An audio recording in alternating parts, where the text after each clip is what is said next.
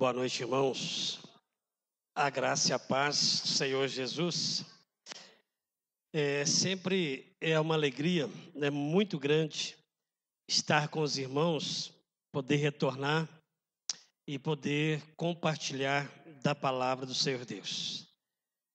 Nós estamos lá na Filadélfia, trazemos o abraço da igreja, nosso segundo ano lá com o pastor, e graças a Deus uma igreja que tem correspondido. E é muito importante quando a gente pode trocar o púlpito, né? Falei para o Alisson, vem pregar aqui, principalmente para o pastor que está chegando, no presbitério. É bom que ele conheça as igrejas conheçam, os novos pastores, porque, como já dizia o pastor Lapa, nós somos uma só igreja, em 7 lugares.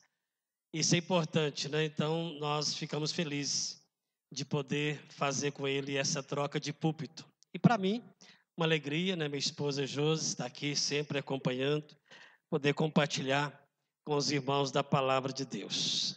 E hoje, nesse dia muito especial, em que de fato a gente não tem uma data correta, definida para a ressurreição de Jesus, no entanto, para nós, de fato, não importa a data, não importa que a gente acredita e adora a um Deus que é vivo, que ressuscitou e que de fato um dia voltará. E a ressurreição de Jesus é aquilo que traz ao nosso coração a mais profunda esperança e traz o fortalecimento para a gente enfrentar as lutas diárias. Se não fosse a fé em um Deus que é vivo, a gente não tinha razão de adorar, sentido algum de estar aqui reunido. E baseado ou fundamentado nessa ressurreição de Jesus, eu quero também trazer aos irmãos uma palavra de encorajamento, porque todos nós, tanto na vida pessoal, vida familiar, vida eclesiástica, vida profissional, nós temos inúmeras adversidades. E de vez em quando o desejo de desistir bate à porta. E a gente acha que não consegue continuar, não consegue perseverar. Por isso eu quero trazer aos irmãos nesta noite uma palavra de encorajamento. E essa palavra é baseada em Zacarias. Abra a sua Bíblia aí. Zacarias capítulo 4.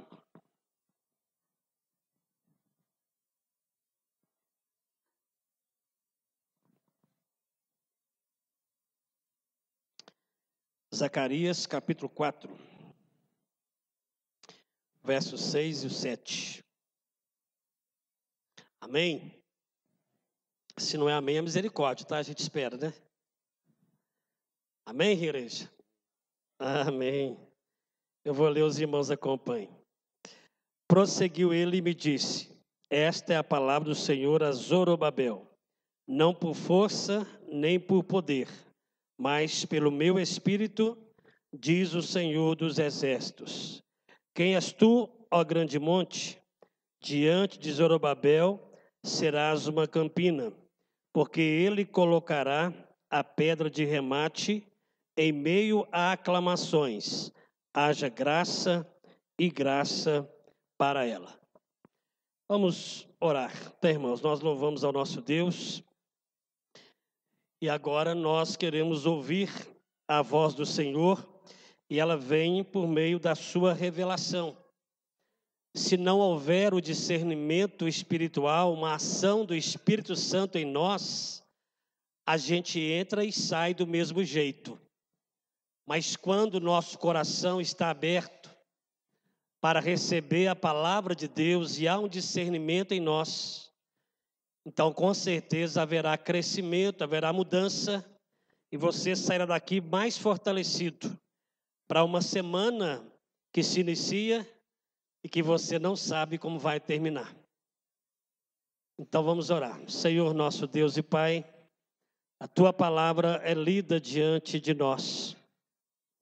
E nós carecemos do discernimento do Espírito Santo, não apenas para entendê-la, mas também para praticá-la. Usa a nossa vida e fale ao coração do teu povo, em nome de Jesus. Amém. Irmãos, quando eu penso em encorajamento, me vem à mente dois grandes personagens da Escritura. Um do Velho Testamento e um no Novo Testamento. Personagens, pessoas que foram importantes, fundamentais, que foram grandes motivadores em um momento na vida daquela pessoa que necessitava. Uma delas é Eli.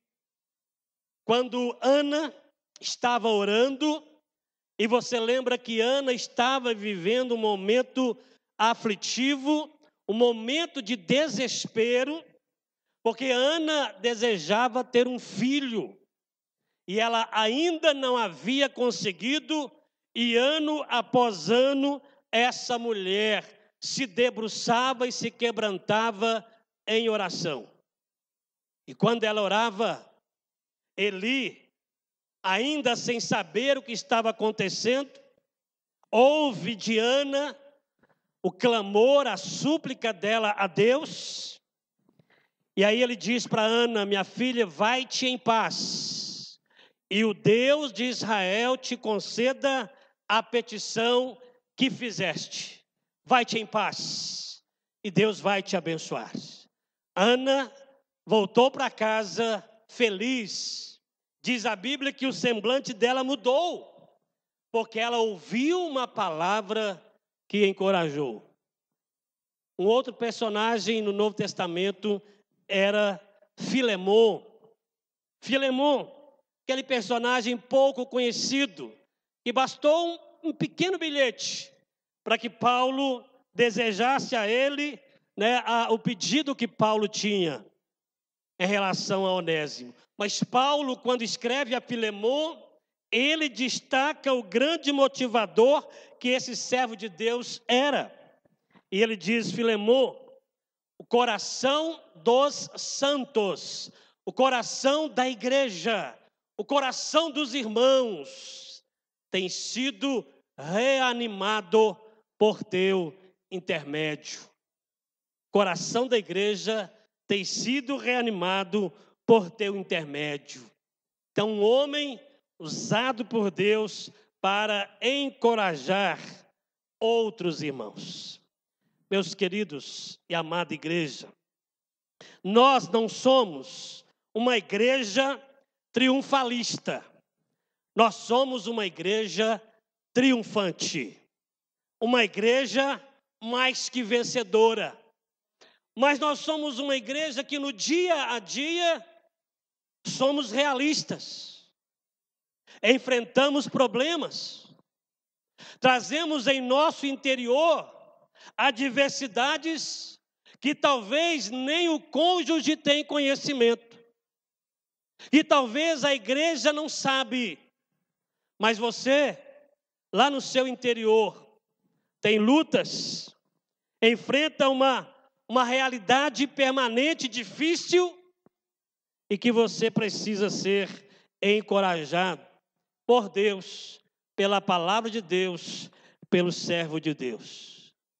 E é nesse momento que na história de Israel surgem dois personagens importantes: Ageu e Zacarias, dois profetas contemporâneos, pregando e ensinando no mesmo contexto, no mesmo tempo, mas cada um com uma mensagem diferente do outro, mas com o mesmo objetivo, que era encorajar, fortalecer, motivar o povo de Israel a cumprir o que Deus tinha colocado para eles. E essa palavra de encorajamento, meu amado, a gente pode aqui definir em 3 lições. Primeiro, que essa palavra de encorajamento, ela surge e ela é importante num contexto muito desafiador para essa nação. Nós estamos olhando aqui mais ou menos para o ano 520 antes de Cristo. 520. E é um momento em que o povo de Israel está retornando do cativeiro que durou 70 anos na Babilônia. E agora eles retornam para Jerusalém e eles têm que reconstruir a vida espiritual. Eles têm que reconstruir a cidade, o templo, os muros de Jerusalém.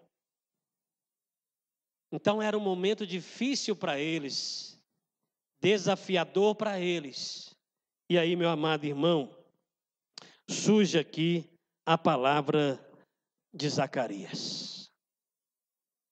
Você lembra que é o momento em que nós lemos aqui o grande líder dessa reconstrução e principalmente a reconstrução do templo, porque o foco é o templo, as muralhas de Jerusalém ainda viriam a ser reconstruídas por meio de Neemias. Mas o momento agora é o templo que está em foco, é o templo que precisa ser reconstruído. E o grande líder dessa empreitada, dessa tarefa, chama-se exatamente Zorobabel. Olha que nome, Zorobabel. Mas este é o homem que Deus levantou, este é o líder que Deus quer usar para reconstruir este templo, meu amado irmão. E sabe o que acontece?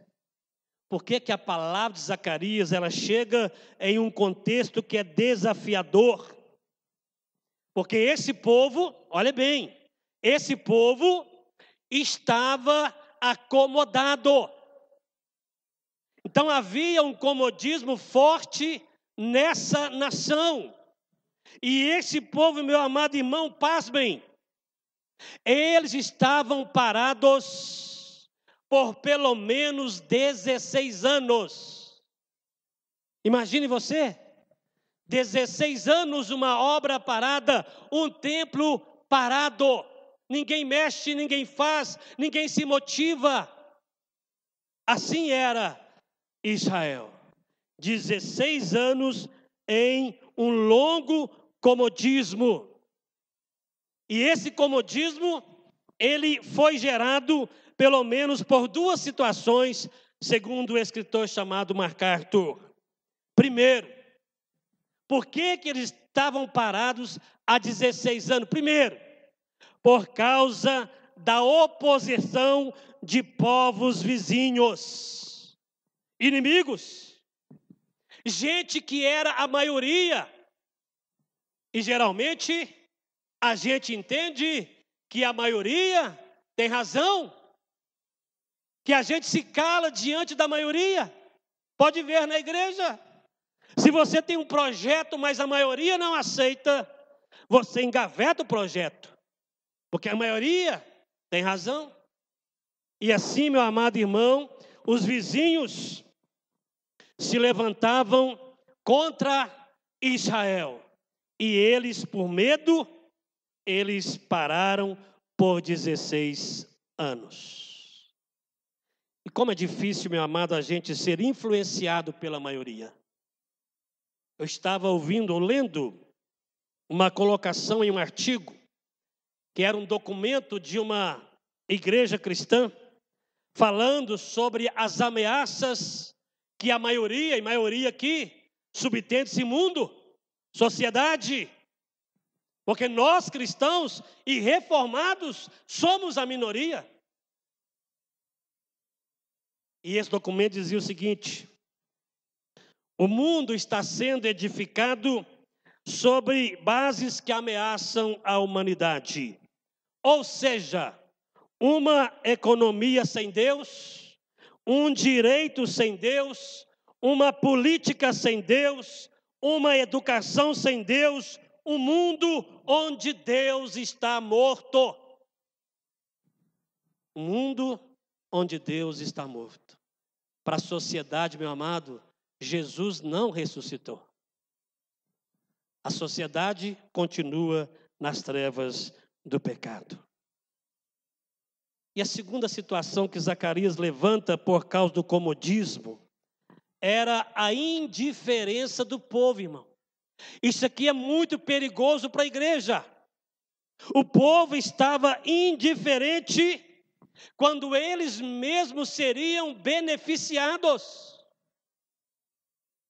Mas eles não atentam para isso e se acomodam por 16 anos. É por isso que Ageu e Zacarias são contemporâneos, porque Ageu, no capítulo 1, vai dizer ao povo, a esse mesmo povo, indiferente com a obra de Deus, que eles corriam, cada um pela sua casa, cada um pelo seu negócio, cada um pelos seus projetos, e a casa de Deus estava em ruínas.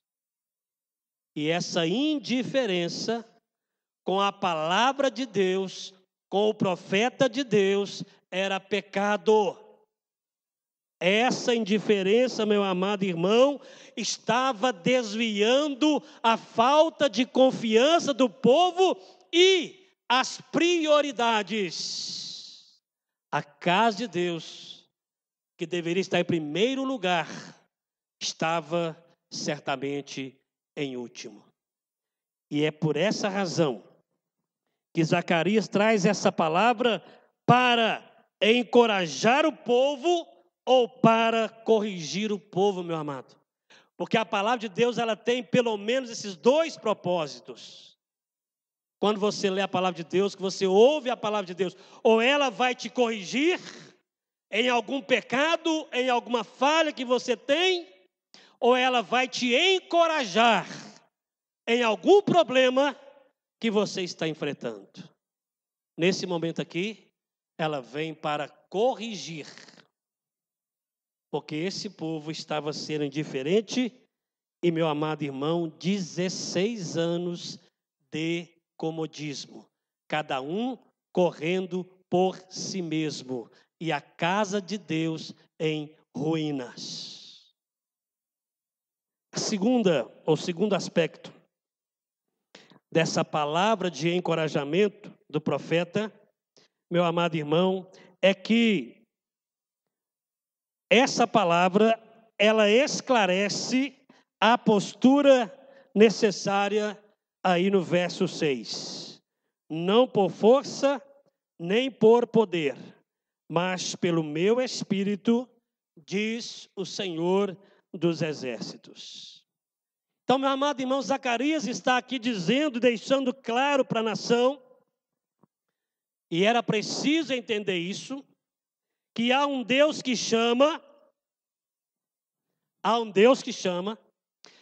Deus que define os objetivos para a sua igreja, porque a igreja ela foi estabelecida para cumprir a vontade de Deus. Então Deus chama essa igreja, Deus ele estabelece os objetivos para essa igreja, e Deus capacita essa igreja para que ela cumpra a vontade dele. E aí você olha para esse contexto, olha como é interessante. Você tem que pelo menos 3 líderes que se sobressaem. E para cada um Deus tem um chamado, uma vocação, e Deus tem um propósito. Por exemplo, você vê que Zorobabel, ele é o homem chamado para construir o templo. Ele é o homem que põe a mão na massa. Ele é o homem que assenta o tijolo, que coloca a pedra. E aí você tem um Ageu. E o Ageu é aquele que mobiliza o povo, chama o povo, para que esse povo pudesse entender a necessidade de realizar esta obra. E Zacarias é aquele que chega perto de cada um e diz: meu amado irmão, vamos junto, vai dar certo, Deus está conosco e a gente vai conseguir construir esse templo. E eles se unem, meu amado irmão, com esse objetivo. E aí, olhe como é importante essa motivação, esse encorajamento dos líderes e do povo, porque uma igreja ou um povo que está parado por 16 anos, eles conseguem realizar a obra em 4 anos, meu amado. 4 anos. 4 anos muda a história de uma nação. 4 anos muda a história de uma igreja. Vou dizer para vocês aqui, irmãos, conselho, membros dessa igreja, se essa igreja é entender a sua vocação, se essa igreja se motivar pela e para a obra de Deus, meu amado, não importa o que ficou para trás, o que importa é que em 4 anos essa igreja poderá produzir o que ela não produziu nos anos anteriores. Pode ter certeza, meu amado. E sabe por que isso? Essa motivação e esse encorajamento, porque o profeta vai dizer que isso não depende de nós, mas depende do próprio Deus. E é por isso que ele vai dizer que não é pelo poder, não é por mim mesmo, diz o texto, mas é pelo Espírito de Deus. Não por força, nem por poder, meu amado. Força aqui significa recursos próprios. Não é porque a igreja tem muitos líderes, proeminentes líderes. Não é porque a igreja tem dinheiro. Não é porque a igreja fez uma aliança política e depende de um político para cumprir os seus deveres, para construir uma igreja, mas é pela dependência, pela ação do Espírito Santo nessa igreja. Não é que Deus vai desprezar os recursos, não é que Deus vai desprezar aquele político que talvez quer ajudar de verdade a igreja de forma legal, coerente, honesta, mas o que ele quer dizer é que a igreja não sobrevive na dependência de um ser humano, mas sobrevive, constrói e reconstrói na dependência do Espírito Santo. Por isso, meu amado irmão, você olha para um Gideão, homem forte, mas um homem que sem o Espírito Santo de Deus, ele se acovarda. Você olha para o grande Davi, homem poderoso, mas sem o temor a Deus, ele quebra princípios morais e ele fracassa na sua vida moral. Você olha, meu amado irmão, para um Pedro, audacioso, ousado, corajoso, mas que sem o temor e a dependência do Espírito, ele nega ao Senhor Jesus. Então, meu amado irmão, não é por aquilo que você é, o que você tem, mas é pelo Espírito Santo sobre as nossas vidas. A igreja presbiteriana,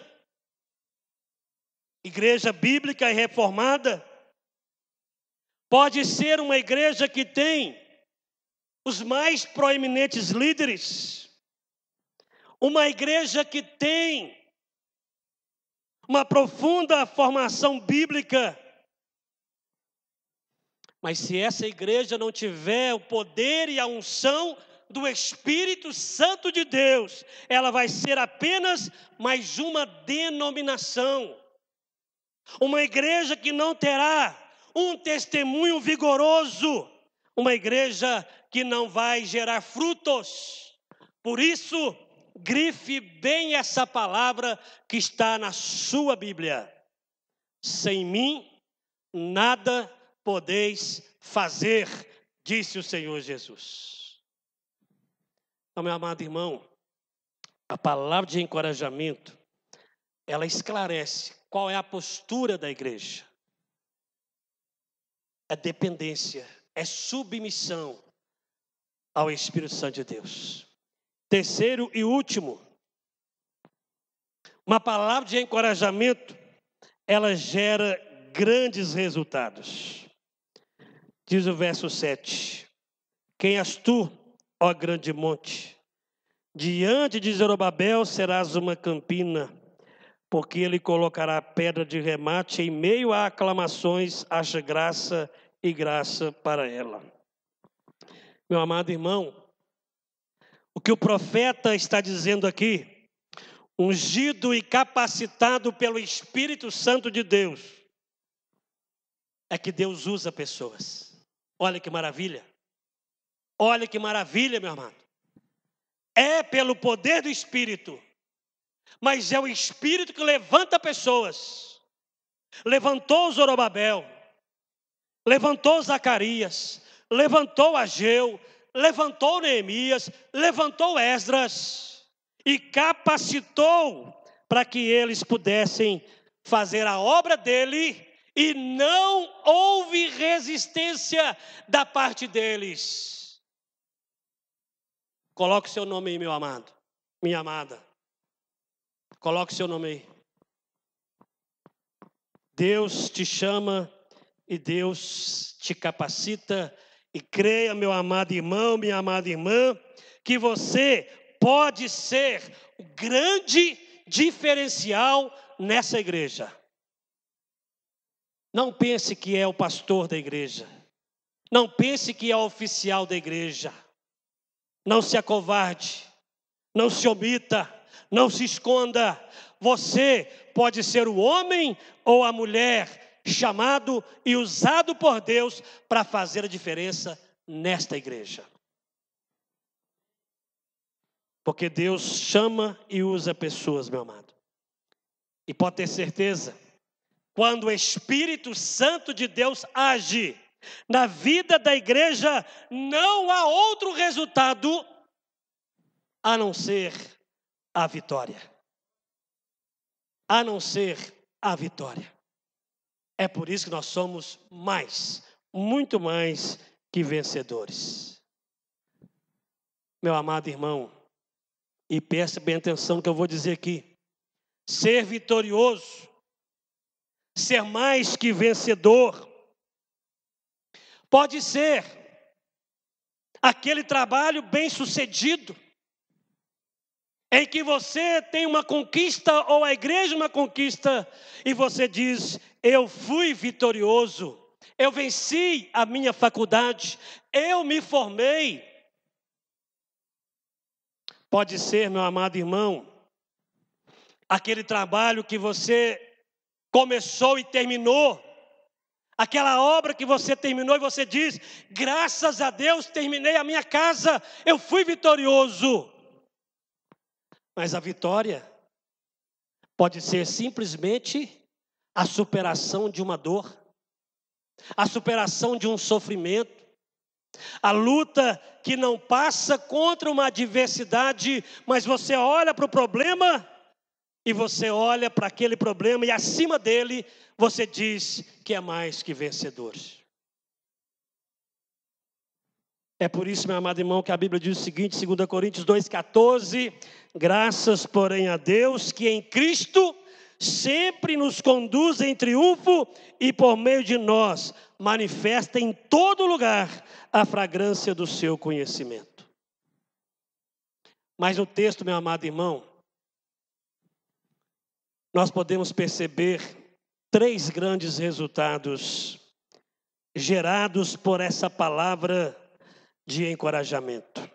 Primeiro, ele vai dizer aí que os obstáculos serão superados, às vezes não removidos. Preste bem atenção. Talvez o seu problema, a sua enfermidade, a sua dor, a sua luta não serão removidos, mas você vai superá-los. Diz o texto aqui que os obstáculos, os montes, se tornariam uma campina. Segundo resultado, meu amado, os projetos serão concretizados. Ele diz: Zorobabel vai colocar a pedra de remate. Isso quer dizer, a obra foi terminada, nós conseguimos, nós alcançamos. Projetos serão realizados, meu amado. Creia nisso. E terceiro, haverá graça e graça. Isto quer dizer que a graça será sempre mais abundante do que a desgraça. A graça é mais abundante do que o problema. A graça é mais abundante do que o adversário. É por isso que a Bíblia diz que a tua graça me basta. Mesmo que o espinho não seja tirado, a tua graça é suficiente e é eficiente para me fazer continuar caminhando rumo aos meus objetivos que Deus colocou em nosso coração. Meu amado irmão, finalizo. Então, deixando com a igreja essa palavra de encorajamento. E é uma palavra que vem no momento ou num contexto desafiador. Quais são os seus desafios hoje? O que te incomoda, meu amado irmão? O que te perturba nessa noite? E aí você precisa dessa palavra de encorajamento, é para hoje. Segundo, essa palavra de encorajamento, ela esclarece a postura necessária. Não é por mim, não é pelo pastor da igreja, não é pelo conselho da igreja, não é pelo que temos, mas é pela ação do Espírito Santo. É assim que a gente chega a bons resultados. E essa palavra de encorajamento, ela gera grandes resultados. Obstáculos serão removidos, projetos serão concretizados e a graça será sempre mais abundante. Meu amado irmão, Deus nos chamou para uma obra. Amém? Ela tem que ser realizada. Ela tem que ser realizada. E, meu amado irmão, motive-se, busque o encorajamento para realizar a obra de Deus na sua vida e através da sua vida. Segundo, não permita que oposições, que a indiferença ou que o comodismo atrapalhem você ou essa igreja a realizar grandes coisas em pouco tempo. Não permita. Terceiro, se for preciso, aplique o verso 1 do capítulo 4 de Zacarias. Tornou o anjo que falava comigo e me despertou como a um homem que é despertado do seu sono. Ou seja, Deus já te despertou ou Deus está te despertando, meu irmão? O que está acontecendo na sua vida? Deus já te despertou para esta obra? Ou quem sabe Ele está despertando você desse sono, dessa apatia espiritual, dizendo que você pode ser o grande diferencial na vida dessa igreja e na obra de Deus. Deus abençoe, meu amado irmão. O Senhor sustente essa igreja, seus projetos, cada membro, cada líder, que Deus possa cumprir em vocês o que Ele já tem prometido, já tem pensado, já tem falado sobre a igreja do bairro Nacional. Aleluia.